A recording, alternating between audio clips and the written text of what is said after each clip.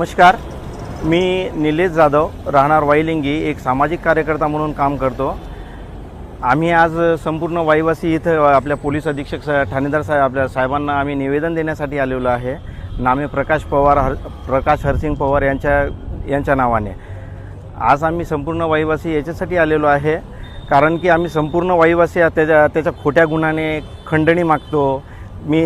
आमचे पाईप चोरी गेलेले आहे, आमच्या शेतामधून येणं जाणं नका करू, नाही तर तुम्हाला माझ्या भावाप्रमाणे आम्ही कापून टाकू। या सगळ्या गोष्टीमुळे आमचे गाववाले संपूर्ण भीतीमध्ये आहे।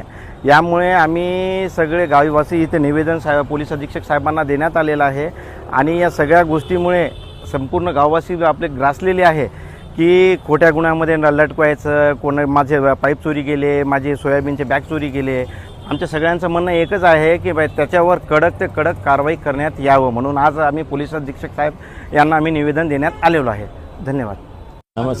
नमस्कार, मी वीरेंद्र राठोड, राहणार वाईलिंगी इथला रहिवासी असून आम्ही सर्व ग्रामस्थ जवळजवळ 150 ते 200 ग्रामस्थ इथे यवतमाळला सुप्रिटेंडेंट ऑफ पोलीस यवतमाळ इथे आलेलो आहे।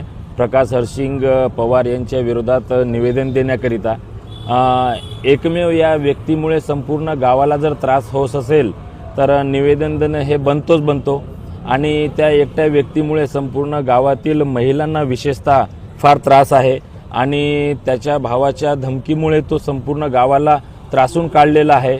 आणि मी एक ॲज अ प्रिन्सिपल म्हणून सेल्फ फायनान्स या इंग्लिश मीडियम स्कूलमध्ये याचे म्हणून काम करतो आहे आणि त्याने पण माझ्या विरुद्ध गुन्हा दाखल केला की शाळेमध्ये हा तस्करी करतो आहे महिलांची आणि विशेषतः गांजा विक्री करतो म्हणून।